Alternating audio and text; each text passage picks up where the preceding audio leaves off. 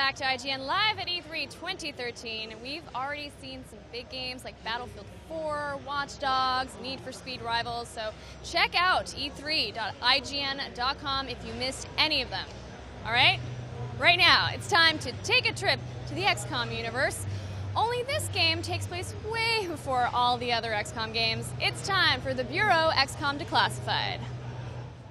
Thank you, Naomi. Ladies and gentlemen, Morgan here was kind enough to bring the Bureau XCOM Declassified by here at the IGN Live booth. Thanks so much, Morgan. No worries. Actually, we brought something special today, something just for you guys. That's what I heard. This game is like a beautiful butterfly that went through a metamorphosis, and we started out as one thing, went through a change, now it is something else. Absolutely. Well, we had the charter basically to do two things: tell the origin story of XCOM as a organization, and find a new expression of the core gameplay pillars of team, tactics, technology. Sure. Took us a while to get the combination right, but we think we have something special now.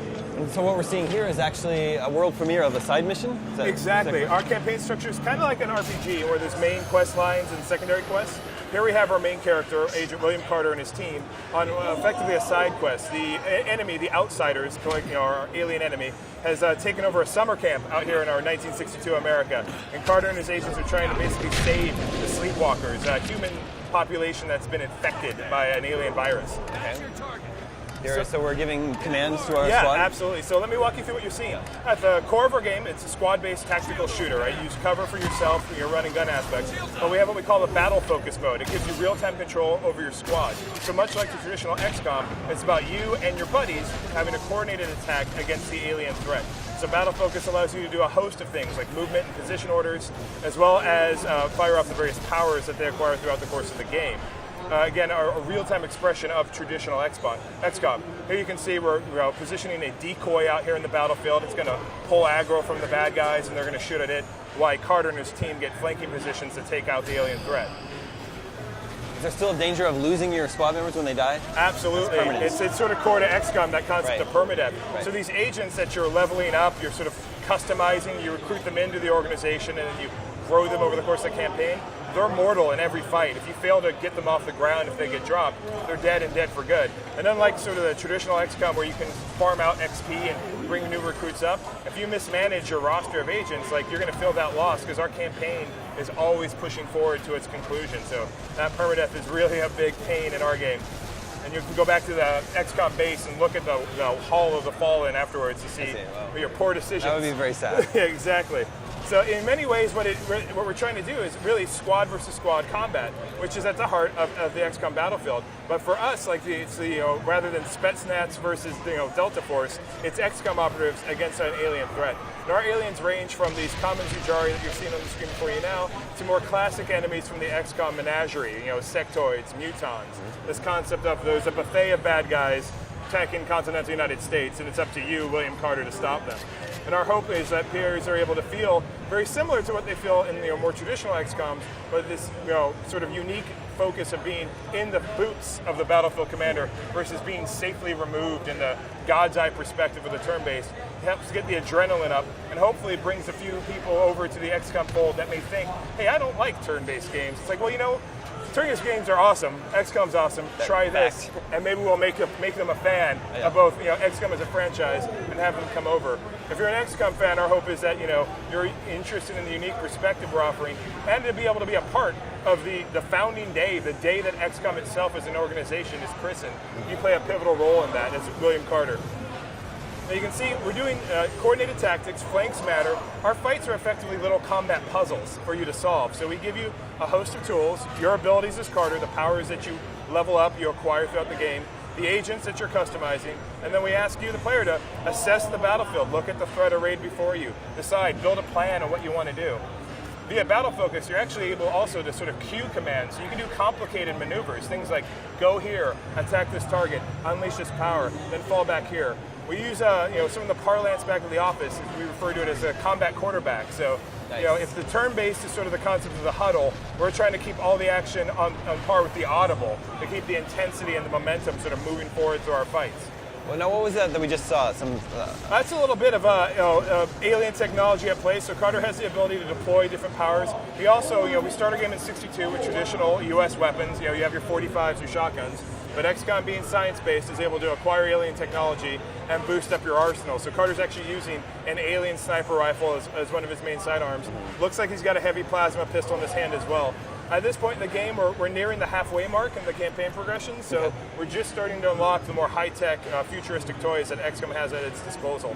And in addition to your own armament, you're able to customize out your agents and what they're carrying, as well as their powers. So there's a sort of an RPG-esque vibe to what we're doing here, which I think is going to make it very exciting. And obviously one of the big things at play for us in terms of going for this origin story and going back to the heart of the Cold War in 1962 America is we get very interesting backdrops for our fights. And in this particular instance, we almost lost that one. This concept of permadeath extends to the player. It is a game, people talk about XCOM, they're like, that's a hard game. Yeah. I think it's more about a game that requires and demands skillful play and rewards that. So I think players looking to cut their teeth on something a little more meaty in the battlefield are really going to like what we're doing here with the Bureau. How long can we expect these skirmishes to last? Because that's what the classic XCOM, it's all it was, right? Yeah. So the various the sizes of the maps change in flux. So if you're asking about the time and how long you'll spend any mission, it really is variable depending on which operation you're on at any given time. But the central idea of leaving XCOM HQ to go out into the field, perform various missions, come back, and the fruits of those operations helping you propel your war effort forward remain the same in our game. So you'll have your core missions and then side missions, such as this. Exactly, yes. So it'll be the big central main quests and then side missions that the players can pick and choose how they go on. There's also what we call dispatch missions, which are great passive ways to allow you to boost up your agents on missions you don't go on, so that you always have a roster of capable guys, because there's nothing worse than getting towards the later part of the game and having nothing but noob agents to watch your back. And then XCOM HQ is also a place where there's quest content as well, so it's not just sort of a social hub, it's actually, you're part of it as it builds itself up and starts unpacking the boxes as we get together on our war effort. And here you can see the transition from the 1962 world as we know it to the sort of terraformed aspect as the aliens are, not only attacking us as a population, but they're attacking the very world, the very, country itself in terms of taking it over, harvesting up our civilians and doing, well, you'll find out what they do with us as you play the game. Thanks for that. Are there benefits to playing these side missions other than playing a fun video game? Well, I mean, the benefits are huge. They're a great opportunity to get additional narrative at the sort of highest level. And they're also a great way to gain further experience points, so you can actually level yourself and your agents up at a increased rate. And you can find things like that backpack schematic, which are like equipment items in a classic RPG sense that give you like stat modifiers on damage done on weapons, health reduction, shields, and that nature. It really lets you pick and choose and how you're going to outfit yourself. I mean, the core tenet here is always, you and your team are always, outnumbered, outgunned, and it's your brains as well as your trigger finger which are going to give you success out in the battlefield.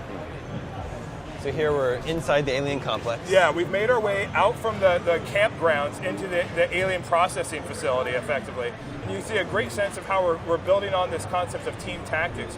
If we try to run out here in the middle of the battlefield and just shoot guys Rambo style, it'd be a very short operation. Yeah. But here we're maneuvering our guys to take flanking positions, using coordinated power strikes to use our advantage, and really dictating when the fight starts to the best advantage so that we can put as much damage out there as possible before the enemy reacts. Here we have flying in a classic XCOM enemy. The elite muton and his jump pack is coming in to respond to what we've done.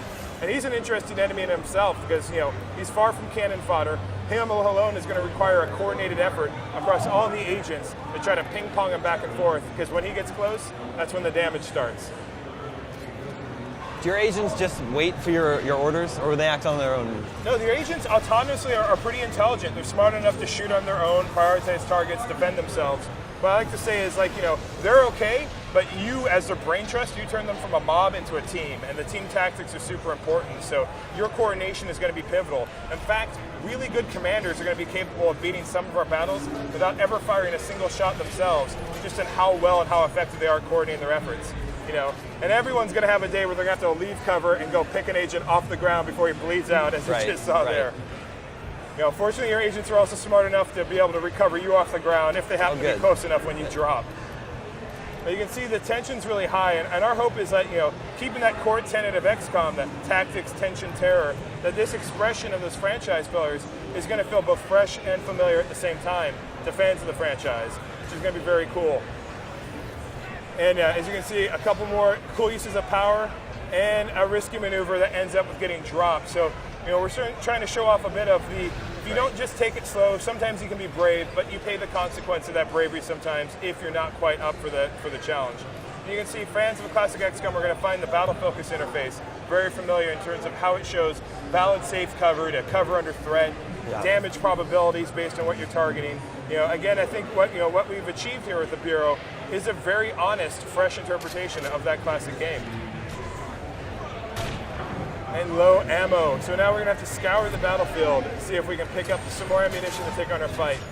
You can easily see the sort of ordering system at play here. Not only do you use battle focus to issue orders, you also have quick commands. You can quickly say, attack this target, go here, fall back on me, all to keep up this sort of frenetic pace. And you can see here, one single muton is no joke. Yeah, I was going to say, how are we doing against these guys? We're doing pretty decently. I've seen better play. We're a couple of days in E3. I think our driver here is getting a little tired, but it is showing sort of amount of depth and crunch at play here in order to defeat the bad guys. And as we proceed forward, we can see an agent recovering agent.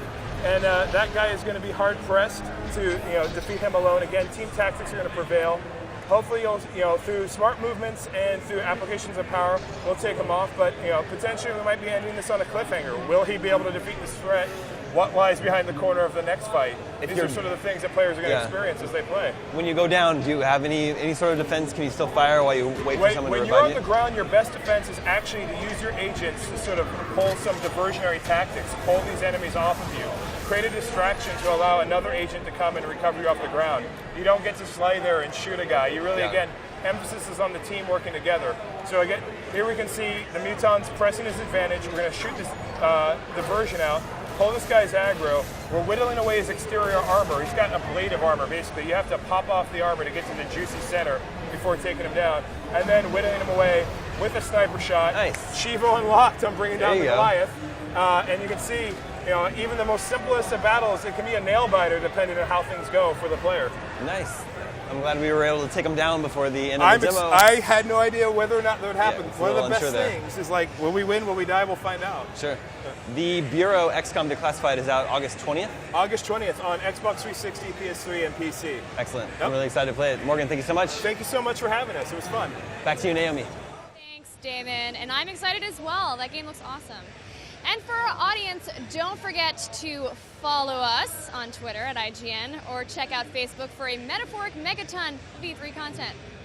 Okay, next up we have the sequel to one of the craziest games ever made. And from what I've seen, this game is also going to set new standards of crazy. Get ready for Saints Row 4.